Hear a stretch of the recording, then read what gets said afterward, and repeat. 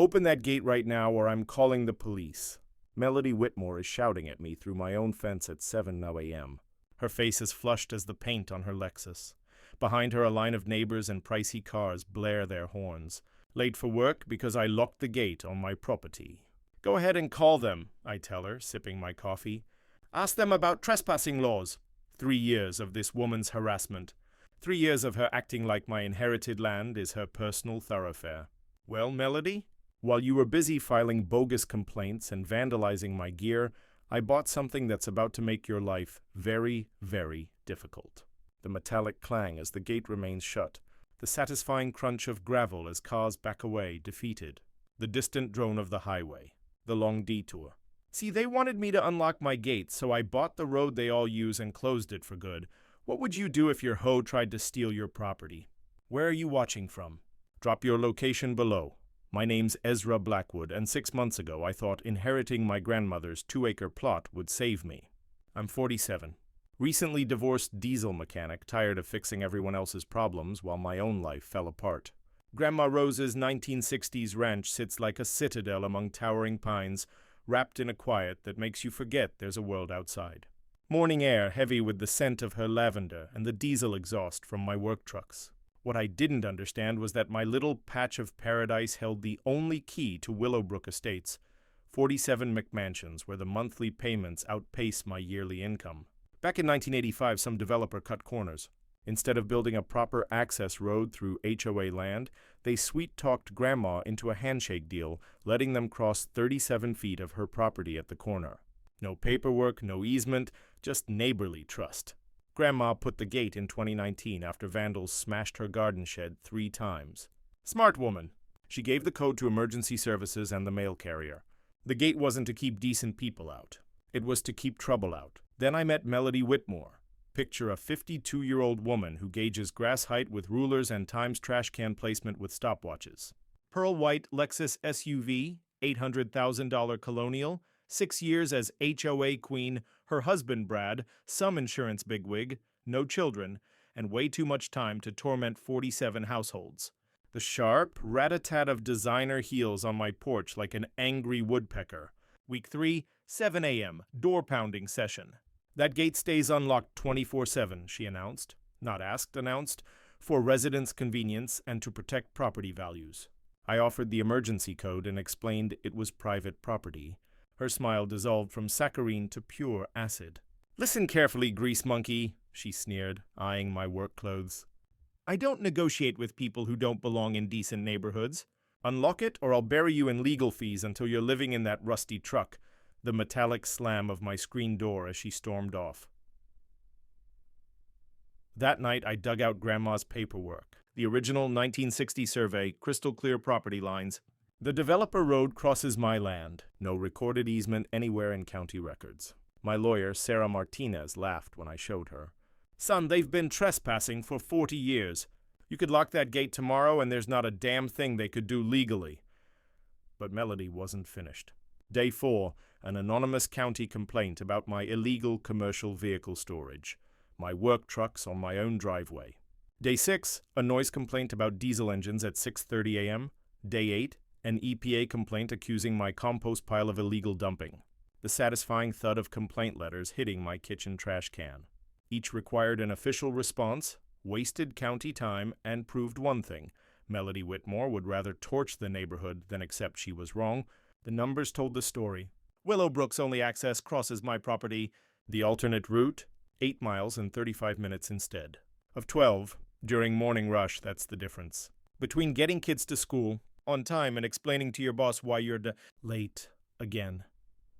But what really lit my fuse was talking to other neighbors.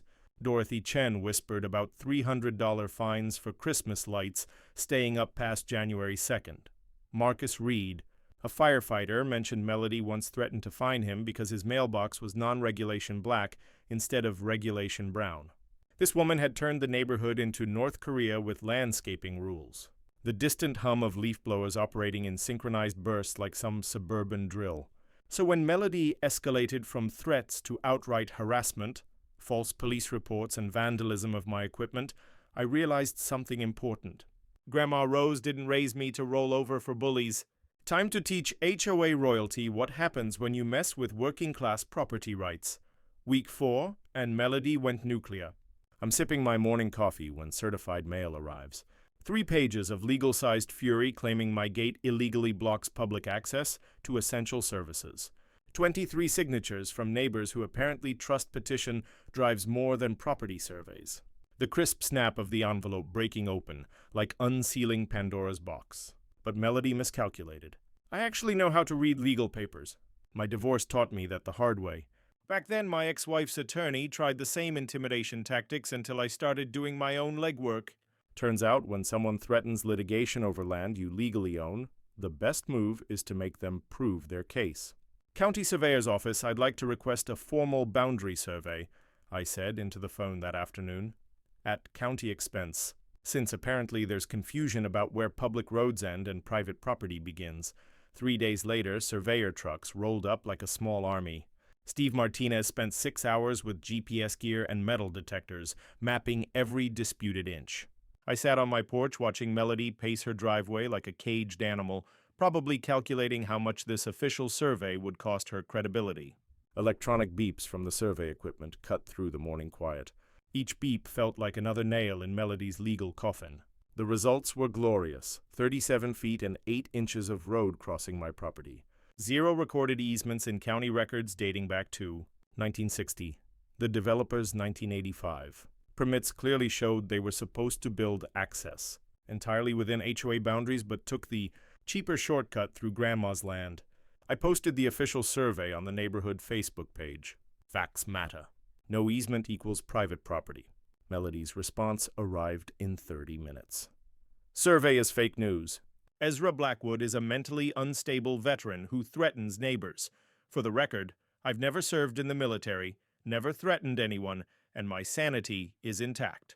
Watching her public meltdown was better entertainment than cable TV. The satisfying click of screenshots being saved to my evidence file.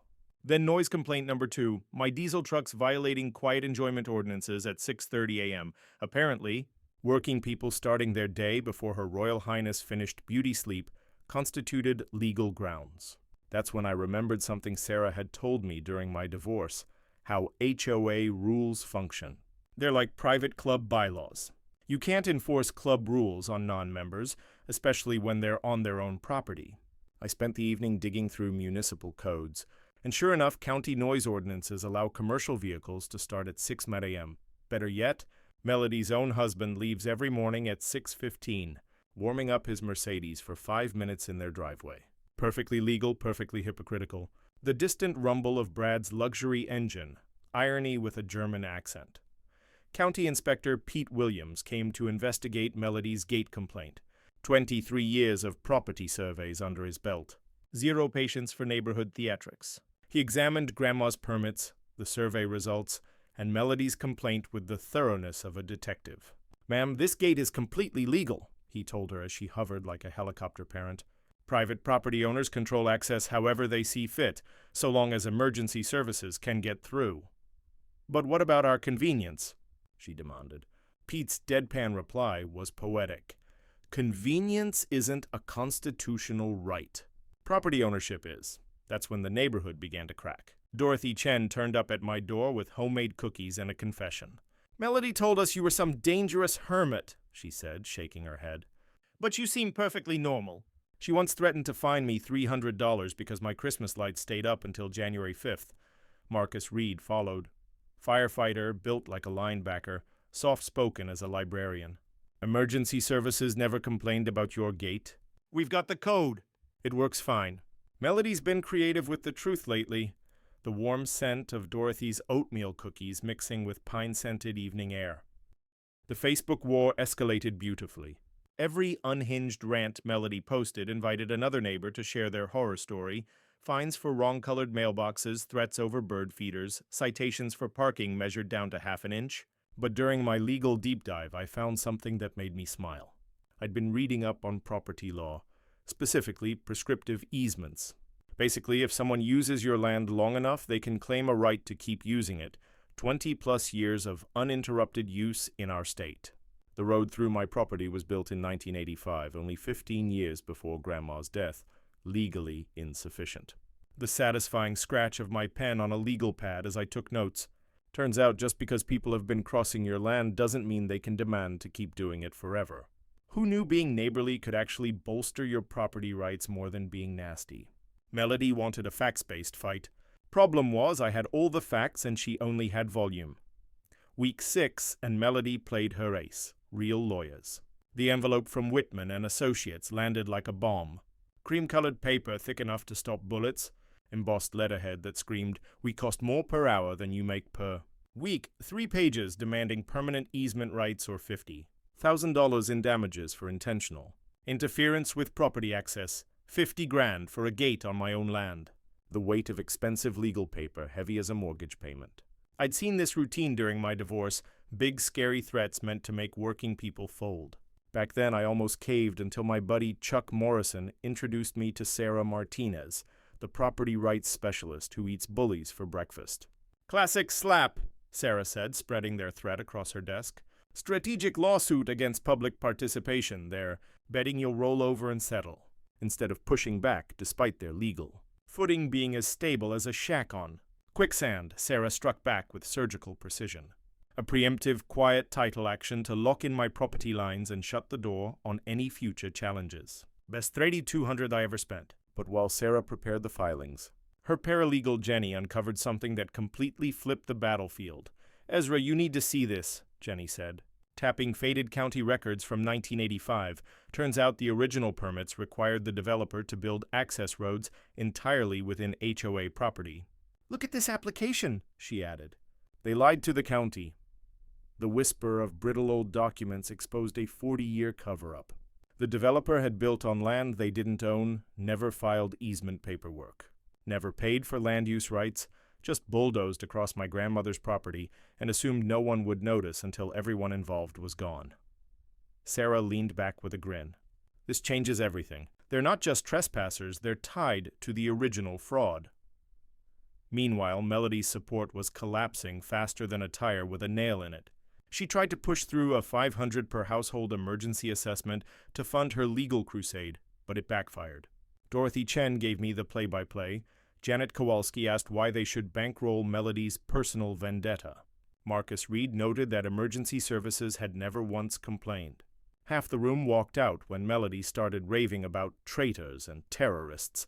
Car doors slammed in the distance as her neighbors abandoned the meeting. That's when I started playing psychological chess.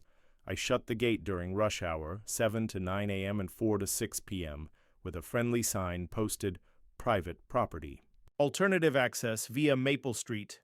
Then I'd sip coffee on the porch, waving like a cheerful crossing guard, while luxury cars attempted humiliating 3-point turns. Melody's Lexus got stuck behind a school bus on the detour, turning her 12-minute drive into 35 minutes of gridlock misery.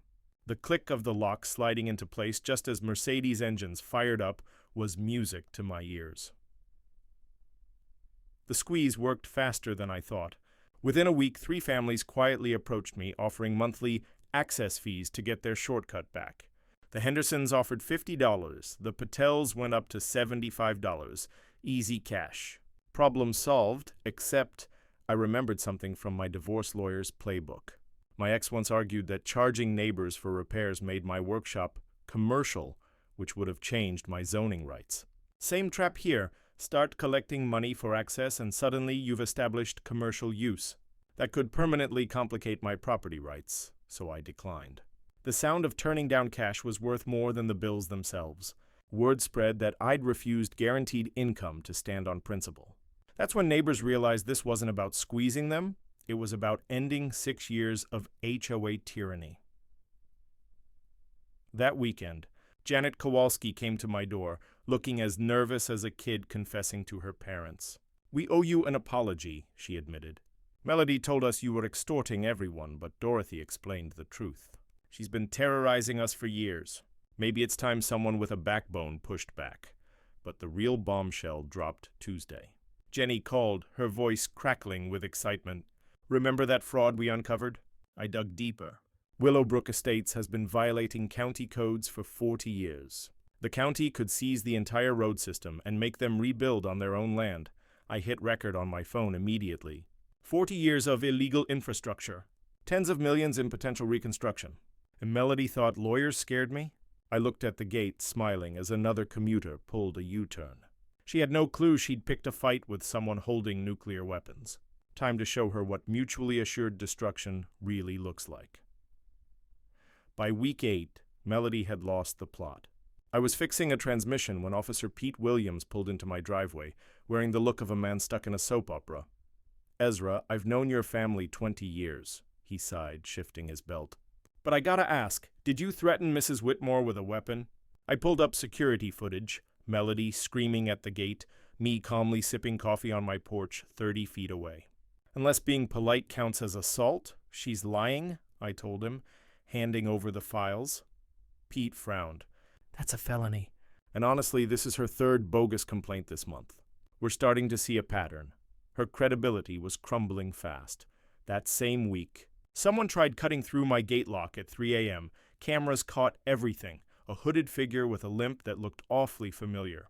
I crushed the damaged lock under my boot and upgraded to a $400 heavy-duty electronic one with phone alerts. Every attempt at tampering now pings my pocket. Technology never felt so sweet. Thursday's HOA meeting imploded. Dorothy Chen live-streamed it on Facebook, despite Melody's ban on recordings, thanks to her tech-savvy grandson. Marcus Reed led the charge. "We're funding Melody's personal feud against a neighbor who's done nothing wrong. Enough." Melody's response was pure theater. "If you question me, you're being bribed by that psychopath." The room froze as dozens realized their president had completely unraveled. 7 households immediately refused to pay the legal assessment, triggering a budget crisis. Janet Kowalski proposed suspending legal action and negotiating directly with me. The vote, 28 for, 12 against, 7 abstaining. Democracy in action. Melody, defeated. Meanwhile, I had my cousin Tony dig through county records. Over beers at Chuck's garage, he dropped a file 3 inches thick. "Ezra, Willowbrook's a ticking time bomb. Unpermitted septic systems, wetlands violations, non-existent storm drainage. They've been cutting corners everywhere. When developers cheat on roads, they cheat on everything. One call to the county inspector could collapse the entire subdivision. Worse, these weren't grandfathered violations. They were ongoing. Septics overloaded, storm drains dumping into wetlands, electrical grid untouched since the Reagan era. Heavy rains turned streets into rivers.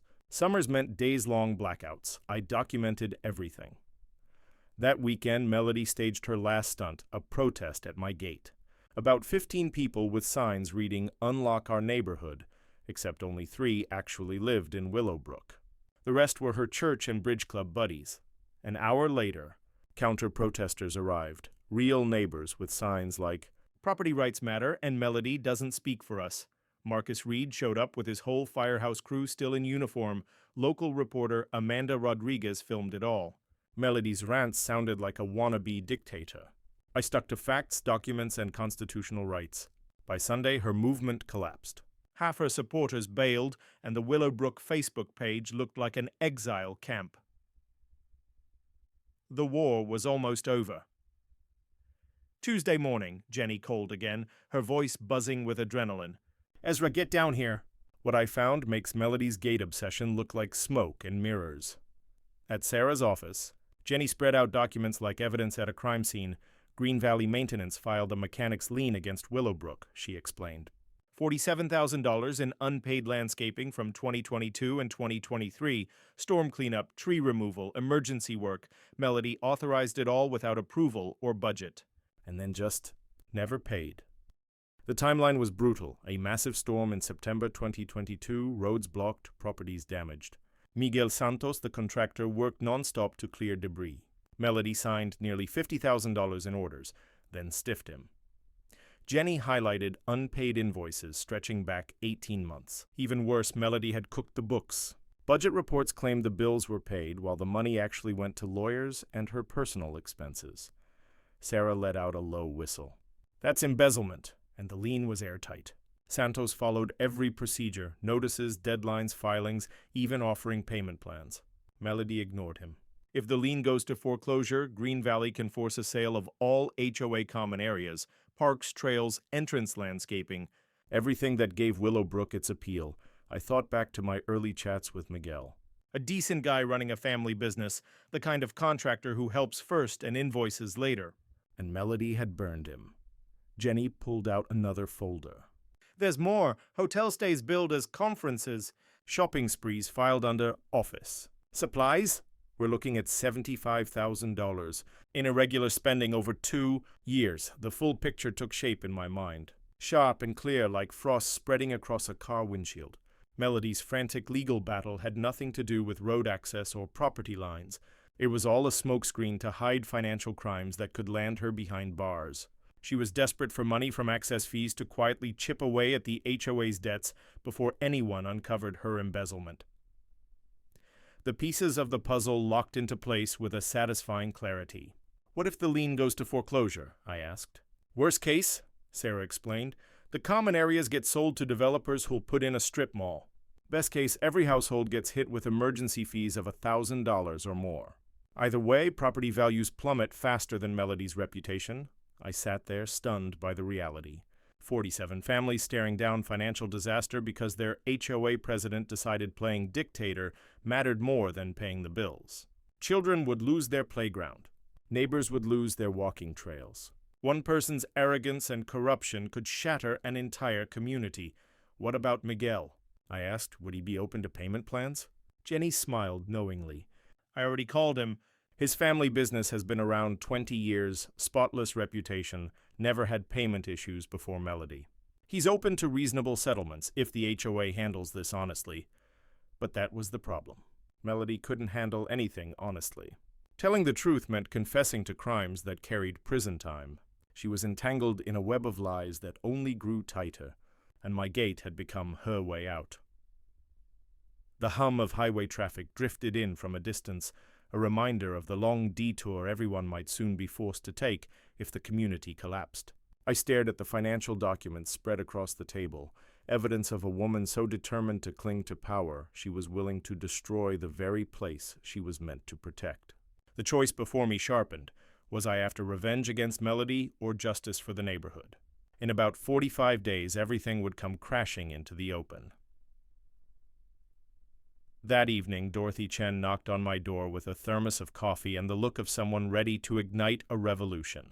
We need to talk, she said, settling into my grandmother's old porch swing like she'd been rehearsing this moment for weeks. About Melody, about the HOA, and about why I might be the only one in the neighborhood with enough backbone to repair what Melody had broken.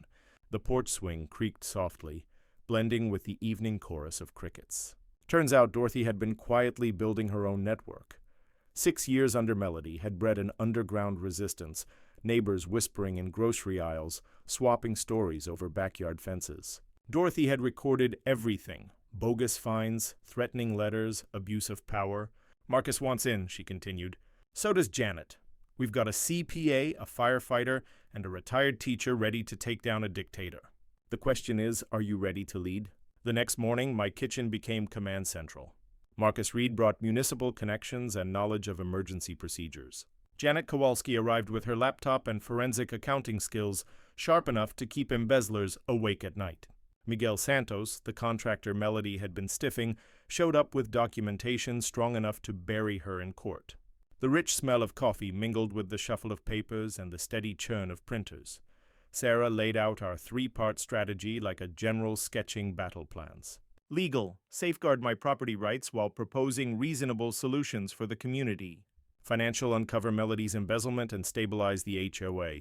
Community, remove her from power while keeping the neighborhood united. Janet, I need you to audit everything, Sarah instructed, spreading paperwork across my table.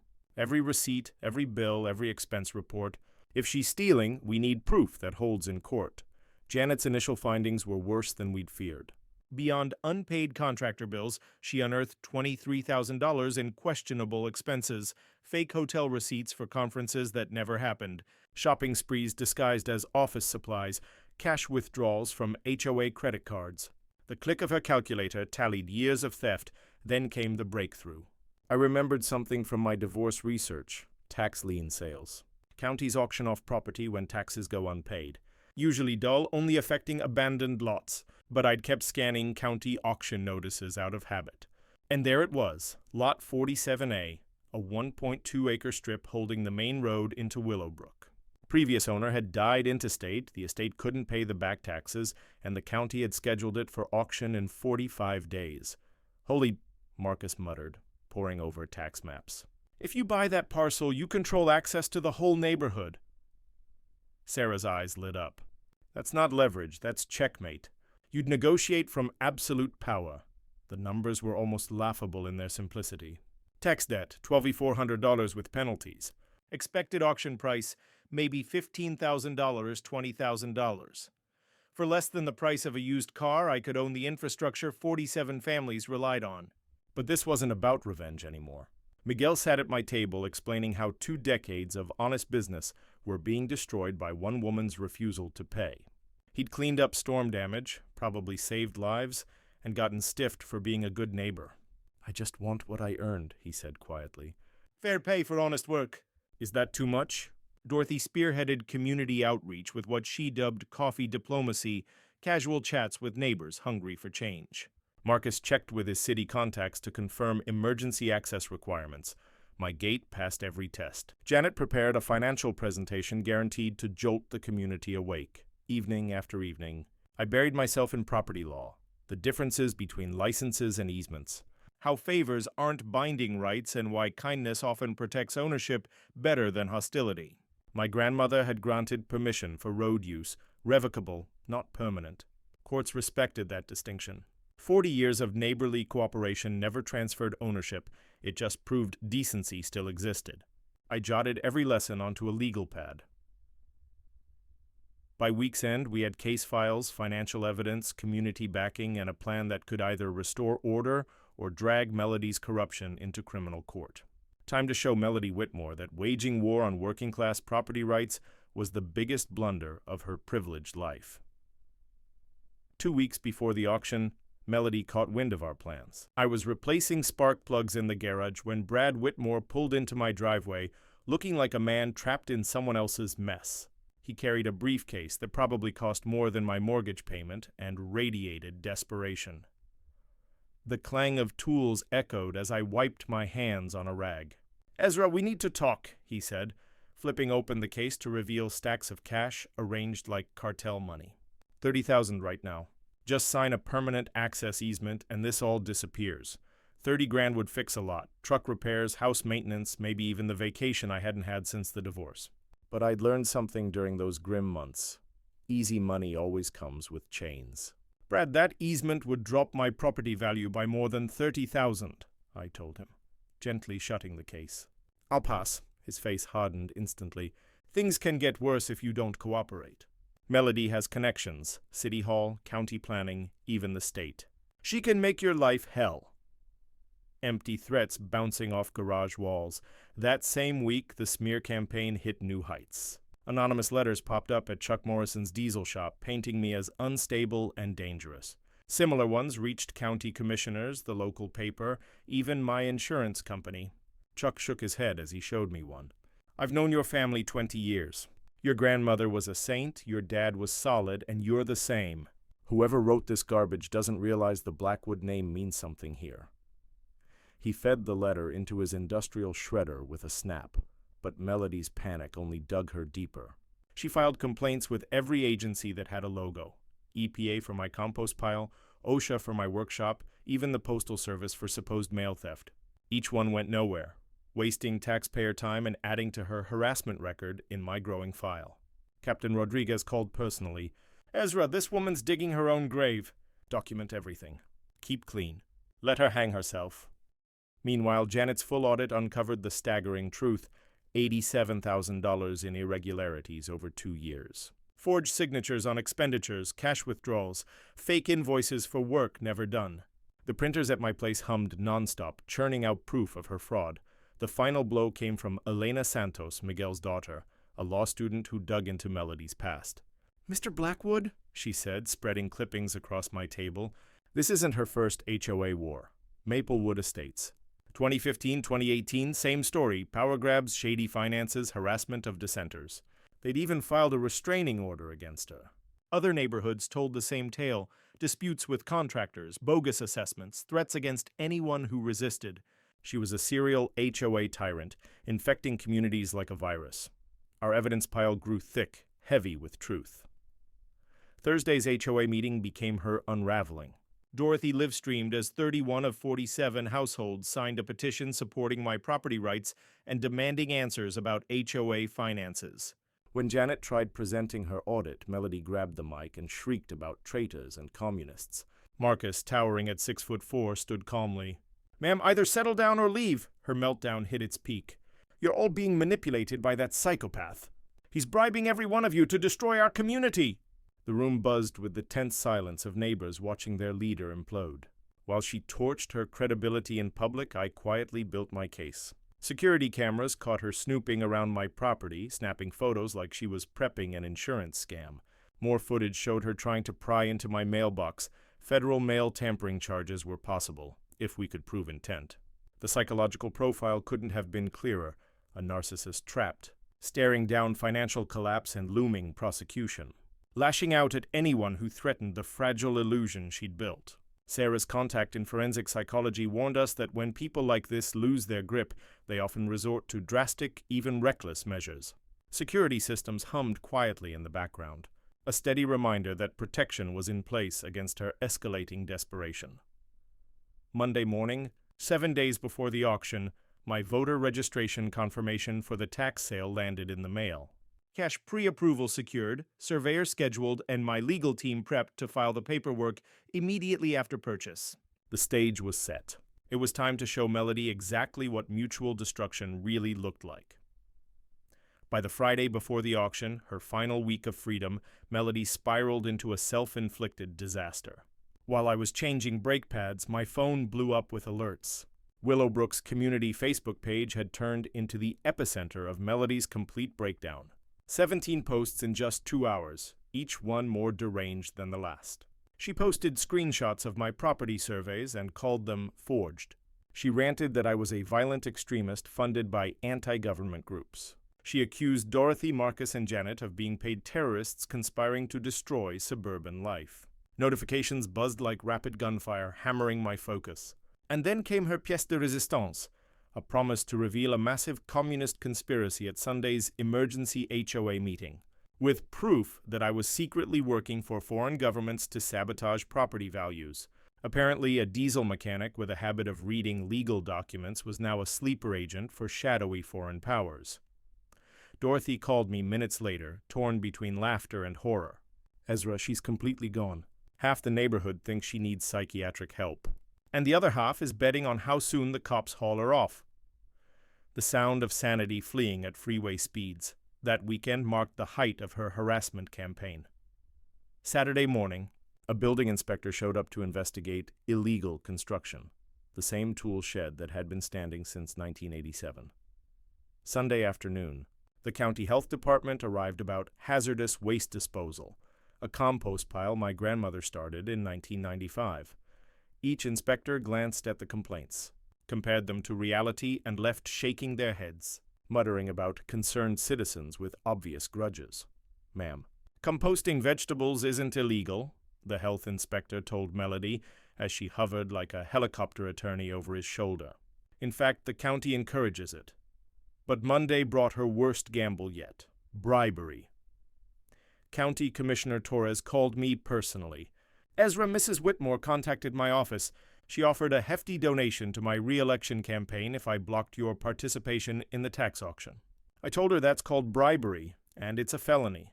Another nail slammed into Melody's legal coffin. Meanwhile, Janet's forensic accounting peeled back the last layers of her financial crimes. It wasn't just embezzlement and fraud. She'd taken out unauthorized loans with HOA property as collateral. She'd mortgaged community assets to cover her personal lifestyle, creating debt that threatened to sink the entire neighborhood. "She's in deep," Janet explained at our final strategy session. "Banks, contractors, credit cards, even loan sharks, probably. The only way she avoids prison is if she conjures enough money to pay everyone off before they uncover the truth," the clicking of calculators tallying. Federal-level crimes Wednesday morning brought the revelation that changed everything. Elena Santos called with research that made my coffee taste like champagne. Her name isn't even Melody Whitmore, Elena said, reading from court documents. It's Margaret Whitfield. Convicted of embezzlement in Ohio 2008, served 18 months. Legally changed her name in 2010, then moved here for a fresh start. She's a repeat offender, with a long pattern of financial scams. The sound of criminal background checks whispering a lifetime of fraud. Thursday night defined the battle. At 2:47 a.m., security cameras caught Melody attempting to break into my property. She wore dark clothes, wire cutters in hand, trying to disable the gate's electronics. But this time, she brought Brad as backup, and the two of them bumbled like actors in a bad slapstick routine. Motion sensors triggered the floodlights.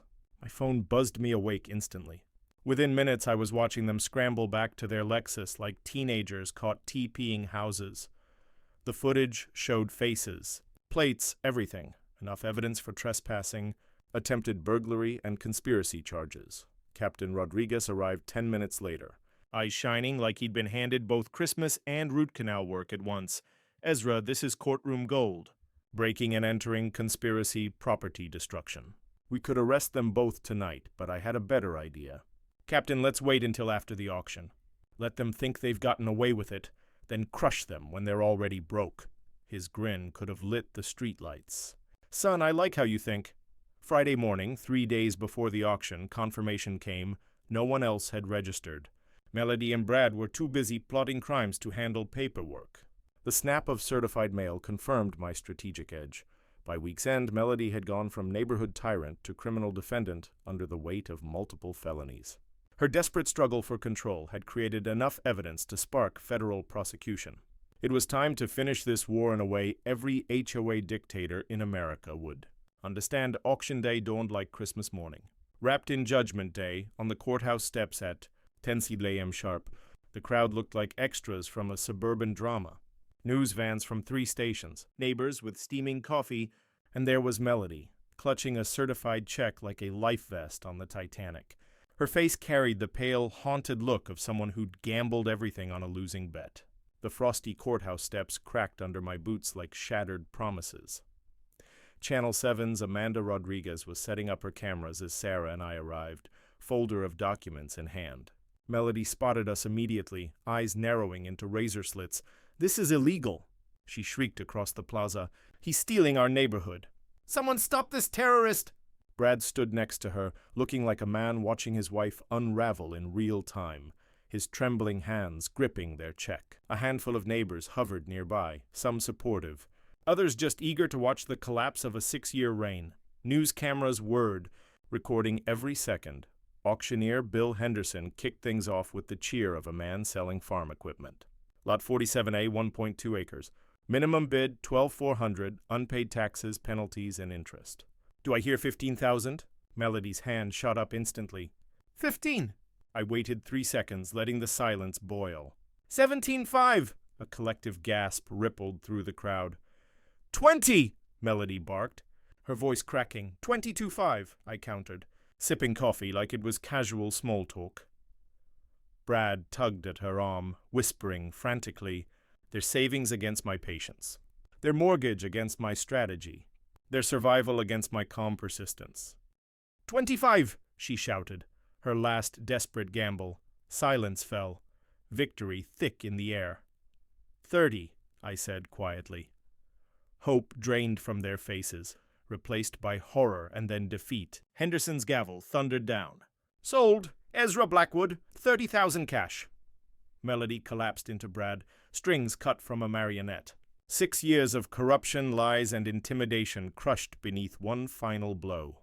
Amanda Rodriguez's cameras caught every second as neighbors whispered about justice at last. The metallic slam of courthouse doors closed one chapter and opened the next. That night, the emergency HOA meeting became the real show. Willowbrook's community center overflowed. 45 out of 47 households, plus media crews, county officials, and Captain Rodriguez with cuffs that gleamed like silver prizes. Janet Kowalski opened as prosecutor, armed with CPA credentials. "Ladies and gentlemen, here is evidence of $87,000 embezzled over 2 years. Bank statements flashed on the projector. Forged signatures. Fake invoices. Unauthorized advances. Truth crackled under fluorescent lights. Marcus Reed followed with proof of harassment, false police reports, and intimidation tactics. Rodriguez confirmed multiple active felony investigations. Then Dorothy Chen delivered the knockout. I moved for immediate removal of Melody Whitmore from all HOA positions, and for authorizing new board members to negotiate access with Ezra Blackwood. The vote was nearly unanimous. Only Melody and Brad opposed, sitting in the back like convicts awaiting sentencing. Pens scratched across ballots, the sound of sanity restored. Melody lunged for the mic, but Marcus blocked her with firefighter efficiency. "Ma'am, you've lost."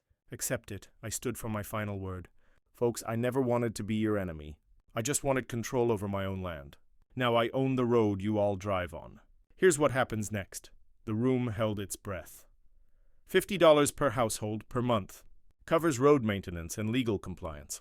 Emergency services always get access. A professional company handles collections. Alternative option, build your own road, entirely on HOA property. The applause lasted 3 straight minutes. Neighbors clapped, cheered, and apologized for believing lies. Amanda Rodriguez interviewed both sides, but only one had credibility now. Property rights secured. Cooperation restored. Criminality exposed. By 9:00 p.m., interim board members were elected, access agreements authorized, and Melody's reign officially ended. Justice delivered. Community saved. Democracy alive again. 6 months later, Willowbrook looked transformed. The easement was signed within 2 weeks. $35 per household covered road upkeep, less than a Starbucks habit. I kept ownership but granted permanent access with legal safeguards. Fresh asphalt crunched under tires each morning. Melody and Brad pled guilty to embezzlement, false reports, and attempted burglary. She got 18 months in minimum security. He got probation and community service. Insurance covered most of the damage. The true victory was the neighborhood healing.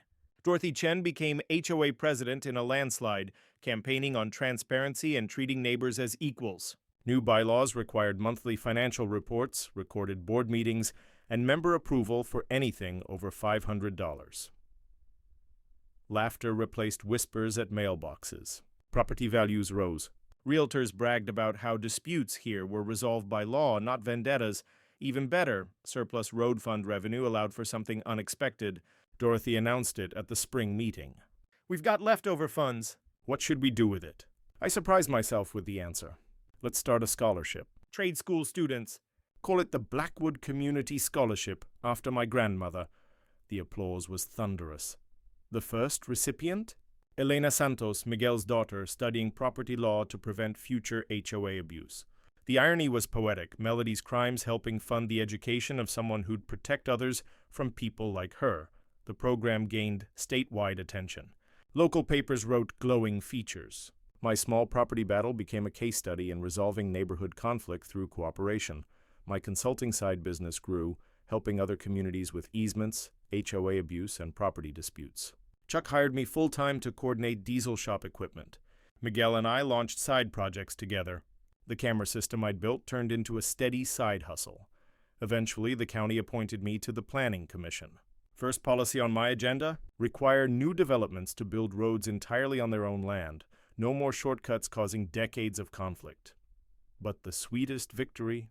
Every morning on my grandmother's porch, coffee in hand, watching neighbors wave as they drive down the road that once divided us. Kids walk to school safely. Families play in a park that nearly got sold to pay Melody's debts. The hum of a community that learned democracy works better than dictatorship. Now the annual festival happens on my property. Last year's theme? Property rights and community cooperation. Boring title, incredible barbecue, and friendships built stronger than ever. Ezra Blackwood, diesel mechanic turned property rights advocate. Proof that ordinary people can stand against bullies and win. As long as they know their rights and refuse to back down. The evening breeze carries lavender from my grandmother's garden and the laughter of children playing nearby. Your turn. Drop your own HOA nightmare stories in the comments. Who else is facing their own Melody Whitmore and needs the courage to fight back?